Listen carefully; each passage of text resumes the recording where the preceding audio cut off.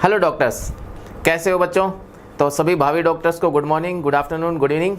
तो बच्चों, सबसे पहली बात तो ये कि आप लोगों के लिए फिर से मैं एक लेकर आया हूँ ओरिएंटेशन सेमिनार कि जो हमारा पेपर होता है उस पेपर की जो आफ्टर पेपर जो हमारा जो मेंटलिटी होती है कि यार मेरा पेपर अच्छा हुआ, मेरा पेपर बुरा हुआ, आज अपन उस बारे में थोड़ा सा चर्चा करना चाहेंगे बेटा। देखिए, नज़रिया बहुत मायने रखता है बेटा। अगर आप एक पेपर देने के बाद में नज़रिया जो है वो इस प्रकार का रखते हैं जैसा मैं आपके आज माइंड सेट करने वाला हूं, तो निश्चित रूप से आप लोग जो है बहुत आगे बढ़ जाएंगे बेटा।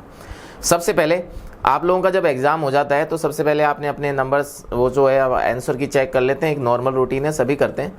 लेकिन मान लीजिए एक बच्चा है, उस एक बच्चे के 45 क्वेश्चन जो है किसी एक पर्टिकुलर सब्जेक्ट में 45 क्वेश्चन है वो पूरे सही हो गए, ठीक है, और एक बच्चा है उसके 10 क्वेश्चंस गलत हुए, तो बताओ ज़्यादा बढ़िया ये जो भी टाइम दिया उसने, जब मान ली DTS जो है या कोई भी टेस्ट है वो 1 घंटे का था, तो मुझे बताओ 1 घंटे का एक्चुअल यूटिलाइजेशन किसने किया। आप लोग अपनी तरफ से जवाब दीजिए। ज़्यादातर बच्चों का नज़रिया ये रहेगा कि यार जिसने 45 क्वेश्चन सी किए उसने उस 1 घंटे का बेटर यूटिलाइजेशन किया। बेटा यही अप्रोच आप लोगों की, थोड़ी सी यही नज़रिया थोड़ा सा गलत है। एक्चुअल में उस बच्चे ने, उस 45 क्वेश्चन सही करने वाले बच्चे ने आज तक का समय जो है वो बैठ किया होगा, सही है कि नहीं। लेकिन बेटा एक्चुअली यूटिलाइजेशन उस बच्चे ने किया है जिसने 10 क्वेश्चन गलत हुए। देखिए 10 क्वेश्चन गलत हुए, इसका मतलब आपके पास में ऐसी 10 अपॉर्चुनिटीज आ चुकी हैं, ऐसी 10 चीज़ें आ चुकी हैं जो आपको नहीं पता थी। यस और नो, नहीं पता थी आप लोगों को। ये 10 क्वेश्चन बेटा आपको सिखाकर जाएंगे।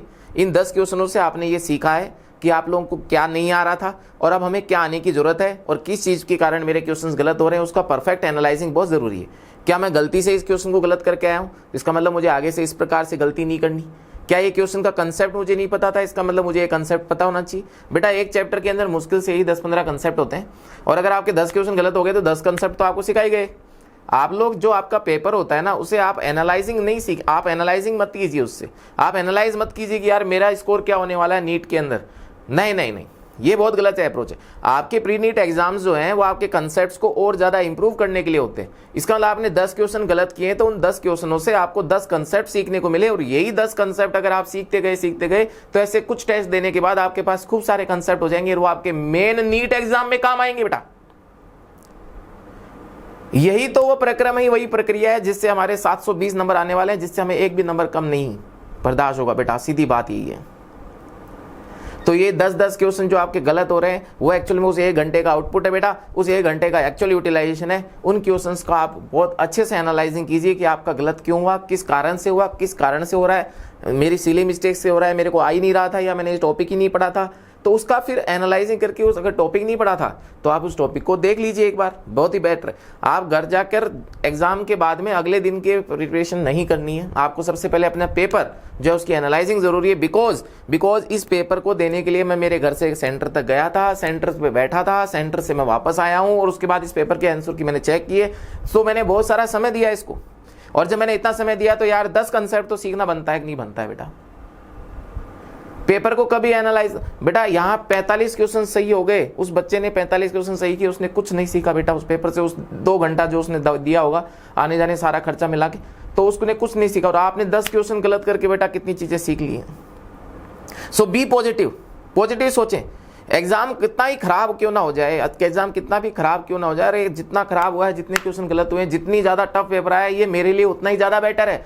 परेशानी है, मुसीबतें और दिक्कतें जो है हमें सिखाकर जाती हैं बेटा, लेसन दे के जाती हैं, उसी से आदमी मजबूत होकर निखरता रहता है और वही आगे जाकर सफल होते हैं बेटा। ये थॉट, ये नजरिया आपके अंदर होना चाहिए। आप कभी भी असफल होते हैं जीवन के अंदर, फिर से खड़े होइए, अरे ये तो लेसन था मेरे लिए, जिंदगी कौन सी समाप्त होगी, अभी तो पूरी जिंदगी बाकी है। इन्हीं सबकों से, इन्हीं सारे सबकों को मैं इस्तेमाल करके मैं एक सफल व्यक्ति बनूंगा। ये आपके थॉट्स होने चाहिए बच्चों खुद से।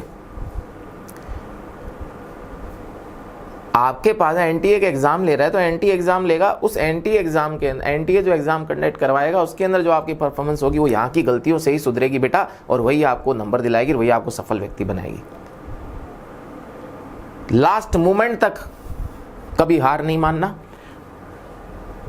All the best. आप लोग 720 नंबर लाएंगे बेटा एनटीए एग्जाम के अंदर। ये पॉजिटिव थॉट के साथ आगे बढ़े बेटा।